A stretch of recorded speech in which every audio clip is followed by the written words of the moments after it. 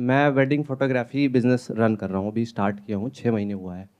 और digital marketing थोड़ी lead ला रहा हूँ।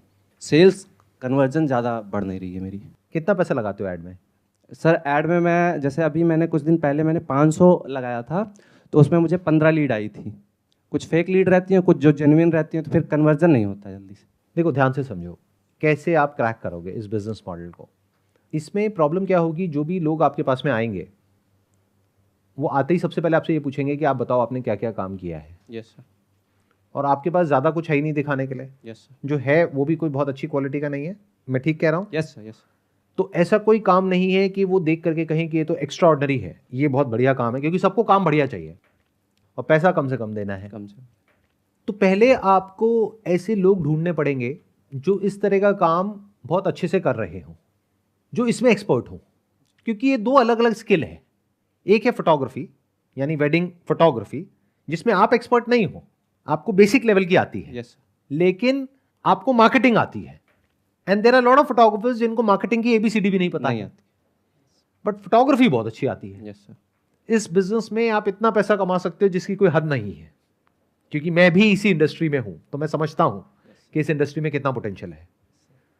वेडिंग फोटोग्राफी में क्या आपको आइडिया है कि लोग कितना कितना चार्ज करते हैं? सर बहुत ज़्यादा चार्ज। बहुत की क्या डेफिनेशन है? करोड़ों रुपए चार्ज कर रहे हैं। करोड़ों रुपए चार्ज करते हैं?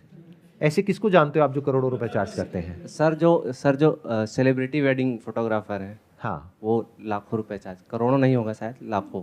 वैसे आपने बोला ठीक था, लेकिन आप खुद ही डर गए बोल करके। आपको लगा कि करोड़ों शायद ज्यादा हो गए। करोड़ों मैंने रुपए सुना भी था, चार्ज करते हैं। पॉडकास्ट वगैरह में सुना था, बट हाँ, क्लियर नहीं था। सही सुना था आपने। Yes sir.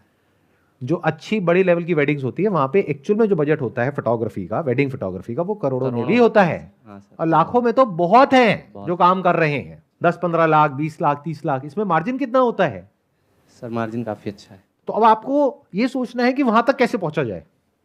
क्या आपको ये समझ आ रहा है कि जो भी आपका कस्टमर है उनको एग्जैक्टली क्या चाहिए? I am not talking about superficially, I am talking about actually उनको आपसे क्या चाहिए। मतलब कि आप जो कर रहे हो वेडिंग फोटोग्राफी, वो करने वाले बहुत लोग हैं, उनके पास में 2-4 ऑप्शन नहीं है, बहुत सारे ऑप्शंस हैं। उनके फ्रेंड सर्कल में भी बहुत ऑप्शंस है, उनके रिलेटिव्स में भी बहुत ऑप्शन है, नोन में बहुत ऑप्शंस है, आप तो अननोन हो। Yes sir. तो उनको एक्चुअल में ऐसा क्या चाहिए जो अगर आपसे उनको मिल जाता है तो वो आपसे काम कराएंगे और कहीं से काम नहीं कराएंगे, क्योंकि वो चीज दे ही नहीं सकते हैं। लगाओ दिमाग। Can you do something like that? Sir बहुत अच्छे मोमेंट उनके जो हैं वेडिंग के, जो सबसे अच्छे मोमेंट है वो उनको चाहिए। उसकी क्या डेफिनेशन है? वो तो सभी कहेंगे कि अच्छे मूवमेंट है। मतलब आप भी जा रहे हो अपनी प्रेजेंटेशन देने, आप कह रहे हो कि मैं 70,000 रुपए चार्ज करूंगा, कोई और है वो कह रहा है मैं 60,000 चार्ज करूंगा। सब कह रहे हैं कि देखो हमने बेस्ट मूवमेंट्स कैप्चर करे हैं, सब अपना बेस्ट काम दिखा रहे हैं। कोई भी अपना घटिया काम नहीं दिखाएगा, सब अपना बेस्ट काम दिखाएंगे, क्योंकि इस लाइन में आपको जज किया जाता है उसके बेस पे नहीं जो आपका सबसे अच्छा काम है, बल्कि उसके बेस पे जो सबसे घटिया काम है। तो घटिया काम को तो दिखाना ही नहीं होता है, सिर्फ अच्छे काम को दिखाना होता है, चाहे कम दिखाओ। ये भी बहुत लोग गलती करते हैं। सामने वाला पूछता है हाँ भाई कितना आपने काम किया है, लो जी मैं सब कुछ दिखा रहा हूं, और उनकी नजरें जाकर के अटकेगी सबसे घटिया काम पे। ये क्या है? यहां से थूक निकल रहा है, तुमने शूट किया हुआ है, ये कोई शूट करता है ना भैया, हमें तुमसे नहीं कराना। तो जो बेस्ट है वही दिखाओगे ना। Yes sir. आप भी और बाकी लोग भी। Yes sir. तो उसमें अलग क्या है? वो आपसे क्यों कराएंगे? यही डिफरेंशिएट करना है सर। कैसे करोगे? ये तो सब्जेक्टिव हो गया, this is not objective. Subjective मतलब समझते हो, मतलब ये तो एक पॉइंट ऑफ व्यू है। आप कह रहे हो कि मेरा काम अच्छा है, वो कह रहा है उसका अच्छा है, वो कह रहा है उसका अच्छा है, और कस्टमर को कुछ भी नहीं पता किसका अच्छा है। कस्टमर को तो एबीसीडी भी नहीं पता। कस्टमर को नहीं पता रहता सर। कस्टमर को तो पता ही नहीं क्या बढ़िया लाइटिंग क्या बेकार लाइटिंग। वो तो बेकार लाइटिंग को बढ़िया बोल देगा। पूरे फेस को चमका दो, वो कहेगा वाह बहुत बढ़िया लग रहा है, और थोड़ी सी डेप्थ क्रिएट कर दो, लाइट एंड शेडो, वो कहेगा ये क्या है, काला काला कर दिया। यस। अच्छे को बुरा बोल देगा, बुरे को अच्छा बोल देगा। यस। तो क्या आप कुछ ऐसा कर सकते हो कि आप उस लीग में आ जाओ जिस लीग में लोग 50-60 हजार रुपए या लाख रुपए चार्ज नहीं करते हैं, 2-3 लाख रुपए 5 लाख रुपए चार्ज करते हैं? क्या उस लीग में आप आ सकते हो? और अगर आ सकते हो तो उसके लिए आपको क्या करना पड़ेगा? I am not sure. आप कहां कर रहे हो ये काम? सर मैं इलाहाबाद से शिफ्ट हो गया हूँ अब लखनऊ में। अगर मैं आपकी जगह हूं तो मैं क्या करूंगा? ऑफिस भी नहीं है अपना, भी ऑफिस नहीं है ना? नो। तो मैं क्या करूंगा, अगर मैं आपकी जगह होऊंगा, सबसे पहले मैं मुंबई में एक वर्चुअल ऑफिस लूंगा। वर्चुअल ऑफिस का मतलब समझते हो यस सर। क्या होता है? वर्चुअल ऑफिस सर, मैंने मतलब देखा है यूट्यूब वगैरह पे, सब समझा है, बट एग्जैक्टली मैं एक्सप्लेन नहीं कर सकता हूँ। वर्चुअल ऑफिस आप वो एड्रेस पे आपको मिलता है, वो स्पेस नहीं होता है, कोई फिजिकल स्पेस नहीं होता है। फिजिकल स्पेस होता है, अच्छा। लेकिन वही फिजिकल स्पेस वो बहुत सारे लोगों को दे देते हैं। दे- एड्रेस एक है बट जी। बहुत लोगों को दिया हुआ है। वो कोवर्किंग में रहता है शायद। कोवर्किंग अलग space। चीज है, अच्छा, वर्चुअल ऑफिस अलग चीज है। अच्छा अच्छा। कोवर्किंग में तो आप वहां जाके काम करते हो, हाँ जी। वहां जाके बैठते हो, आपको एक वर्क स्टेशन मिलता है। वर्चुअल स्पेस में आपको सिर्फ एड्रेस मिलता है। अगर उस एड्रेस पे कोई कोरियर भेजेगा तो वो कोरियर आपके घर तक वो कोरियर कर देंगे। उसके अलावा वर्चुअल ऑफिस में आपको एक नंबर भी मिल सकता है, वो नंबर पे अगर कोई कॉल करेगा तो नंबर फॉरवर्ड होकर आपके मोबाइल पे आ जाएगा।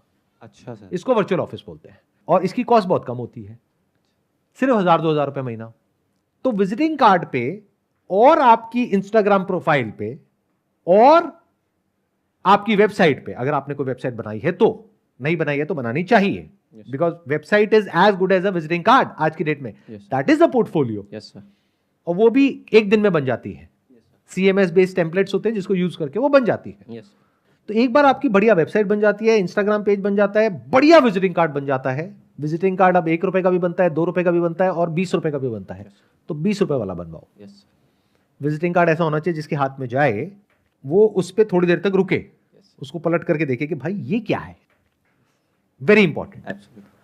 फिर जब आपका ये तीनों चीजें रेडी हो जाती है, तब आप क्या कर सकते हो, मुंबई जाओ, जा करके वहां पे जितने भी फोटोग्राफर्स हैं जो वेडिंग का काम कर रहे हैं, सेलिब्रिटीज के लिए। अब सेलिब्रिटीज भी 2 तरीके के होते हैं, एक हैं जो बिल्कुल ही टॉप सेलिब्रिटीज हैं, यस सर। उनके लिए जो फोटोग्राफर्स काम करते हैं वो तो आपसे डायरेक्टली अभी नहीं मिलेंगे, यस। हो सकता है मिल भी ले, अगर आप ढंग से जाओगे तो, प्रॉपर सिस्टम से अपॉइंटमेंट लेकर के, ईमेल करके, उनको आपकी वेबसाइट दिखेगी, प्रोफाइल दिखेगी, उनको ऐसा लगेगा कि वहां पर लखनऊ में आप बहुत ज्यादा काम कर रहे हो, तो वो भी आपसे मिल लेंगे। और बहुत सारे ऐसे फोटोग्राफर्स होते हैं जो काम करते हैं टेलीविजन सेलिब्रिटीज के लिए, इन्फ्लुएंसर्स के लिए, उनकी वेडिंग शूट करते हैं, वो बड़ी आसानी से आपसे मिल लेंगे क्योंकि उन्हें एडिशनल बिजनेस मिल रहा है। यस। तो आप मुंबई गए, वहां पर जा करके आप 30-40 लोगों से मिले। ये नहीं कि 1-2 से मैं मिला सर कुछ नहीं हुआ, आपने जो बोला था उससे 1-2 में कुछ नहीं होने वाला है। 30-40 से मिलोगे, उसमें से 20-30 मना कर देंगे, कहेंगे नहीं हमारा कोई इंटरेस्ट नहीं है आपसे बात करने में, ना आपसे टाइप करने में। 40 में से 4-5 ऐसे जरूर होंगे जो कहेंगे कोई दिक्कत नहीं है, आप काम लेकर के आओ, काम मैं करूंगा।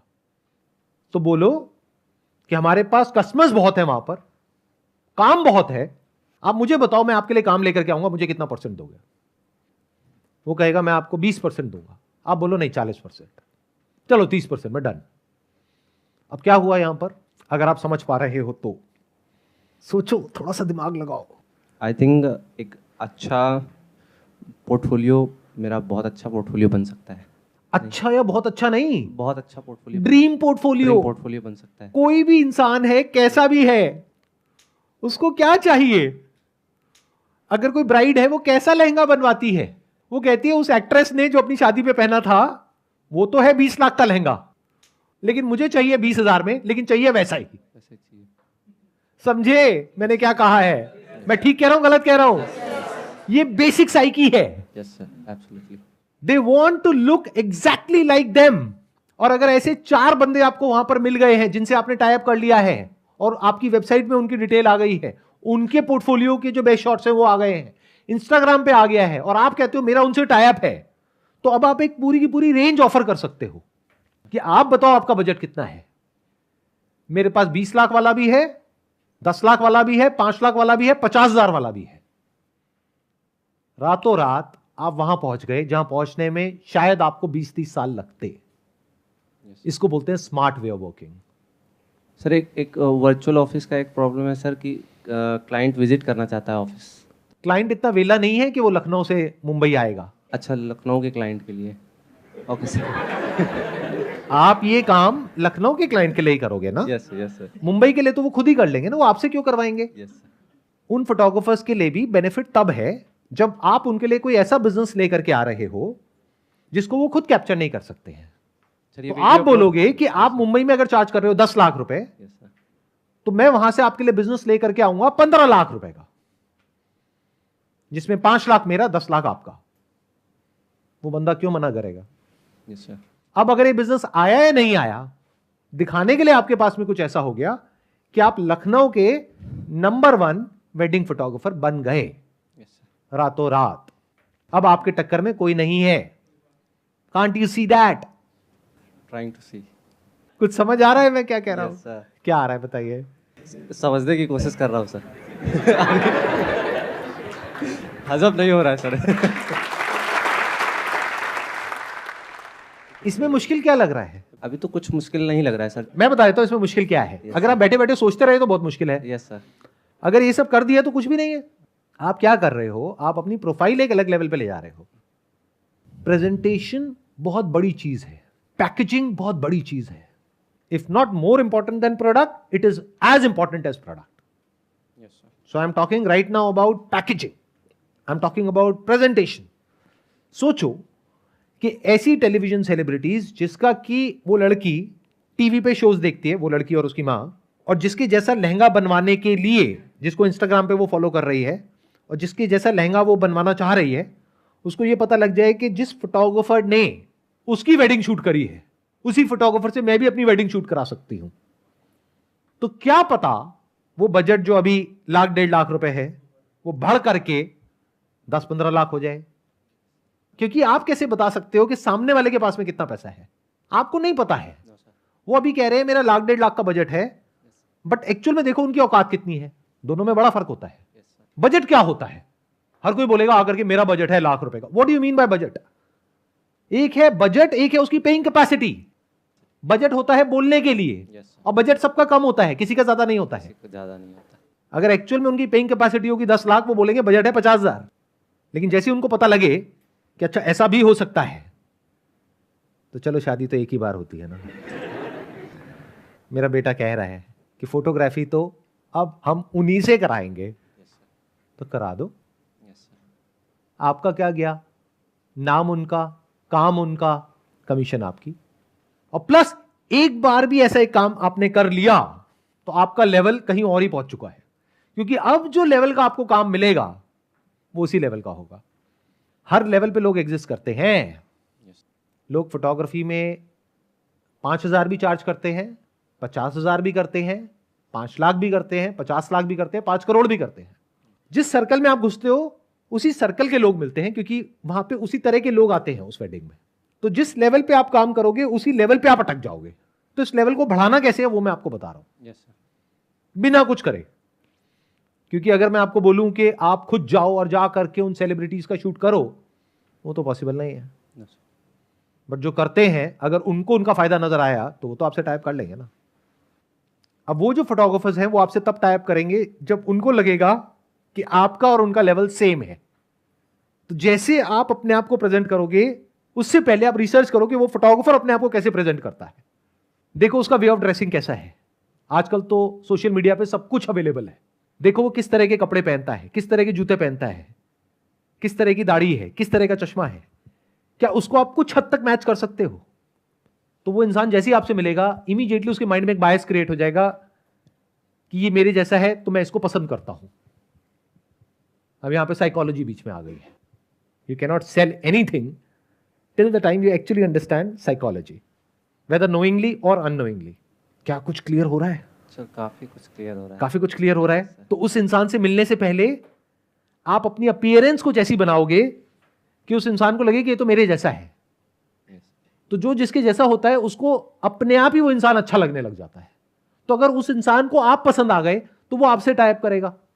अगर उसने आपसे टाइप कर लिया और अपने काम को आपकी वेबसाइट पे अपलोड करने की परमिशन दे दी, तो आपका काम तो ऐसे ही हो गया बैठे बैठे।